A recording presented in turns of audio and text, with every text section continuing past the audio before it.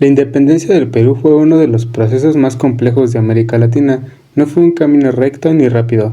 Este duró años, mezcló rebeliones, guerras, política, intereses extranjeros y un montón de contradicciones.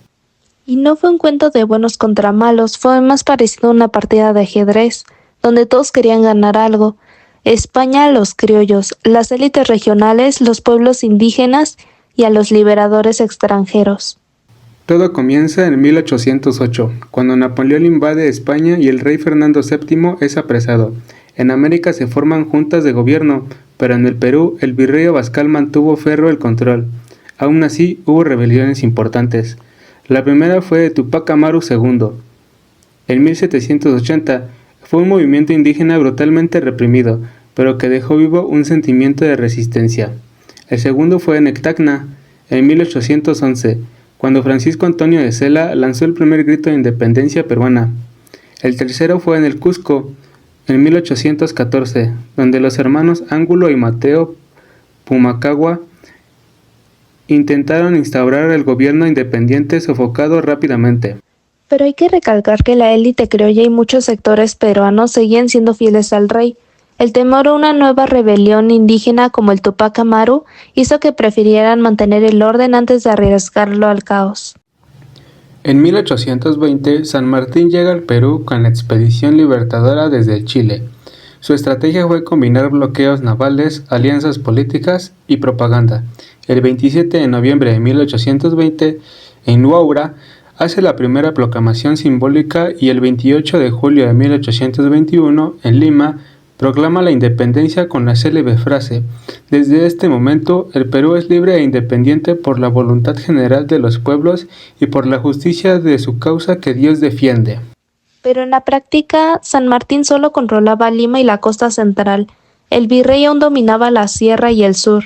Era una independencia parcial. Además, San Martín defendía la idea de una monarquía constitucional para evitar el caos. En 1822, San Martín y Bolívar se reúnen en Guayaquil, pero estos no se ponen de acuerdo. San Martín quería un monarca, Bolívar soñaba con una gran república continental y San Martín se retira. Entonces, Bolívar organiza la gran campaña decisiva. Es así como el 6 de agosto de 1824 surge la victoria de la caballería patriota.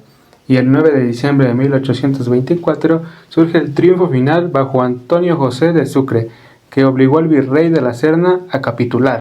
Pero hay que aclarar algo.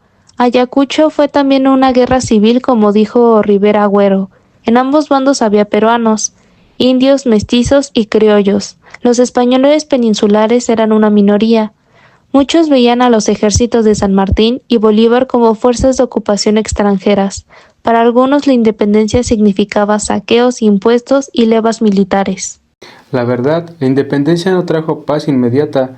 Hubo intensos debates, república o monarquía. Y lo más grave, los sectores populares, indígenas y afrodescendientes que habían luchado en la guerra quedaron excluidos de la ciudad plena. La independencia benefició sobre todo a las élites criollas. Además, la independencia peruana debe verse como parte de un contexto regional. Río de la Plata, Chile y Gran Colombia necesitaban un Perú patriota para consolidar sus propias independencias. Hoy en día, el Perú es una república democrática, independiente y soberana. Como lo establece la Constitución de 1993, esta Carta Magna define al Estado como unitario, representativo y descentralizado. La Constitución además garantiza los derechos fundamentales, también reconoce la economía social de mercado como base del desarrollo y establece la división de poderes, ejecutivo, legislativo y judicial. Su moneda oficial es el sol, instaurada en 1991 tras una crisis inflacionaria.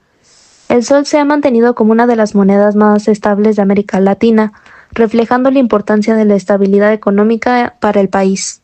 25, la presidenta actual es Dina Boluarte, la primera mujer en gobernar el Perú. Llegó al poder con un contexto de crisis política luego de la destitución de Pedro Castillo. Su gobierno enfrenta protestas sociales, demandas de mayor representación regional y debates sobre una posible reforma constitucional. Histórico. En el siglo XIX, los movimientos independentistas en América del Sur, como los liderados por Simón Bolívar y José de San Martín, generaron presión para formar un estado autónomo. La independencia de Perú se proclamó el 28 de julio de 1821. pero aún había conflicto de los realistas en distintas regiones, lo que hacía urgente un marco legal estable. Constitución de 1823. Primera constitución republicana inspirada en modelos liberales y en constituciones de otros países de la época. Fue corta y enfrentó problemas por la inestabilidad política. Constitución de 1826, conocida como la Constitución Vitalicia de Bolívar, fue un enfoque centralista y autoritario. Fue rechazada por su concentración de poder en el Ejecutivo. Constituciones posteriores. Entre 1828 y 1933 se redactaron varias constituciones adaptándose a cambios políticos, golpes de Estado y reformas sociales. Principios fundamentales fueron la Declaración de los Derechos, organización del gobierno, deberes ciudadanos, propiedad privada y libertad de prensa.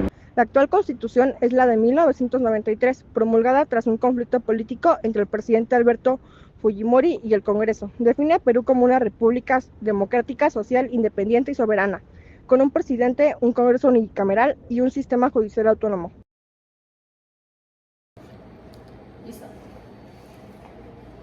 La independencia de Perú fue compleja, larga y contradictoria. Fue una ruptura de exclusiones y rupturas sociales. Pero gracias a estas luchas, hoy el Perú puede celebrar con orgullo y con ceviche en la mesa. Y ya, gracias.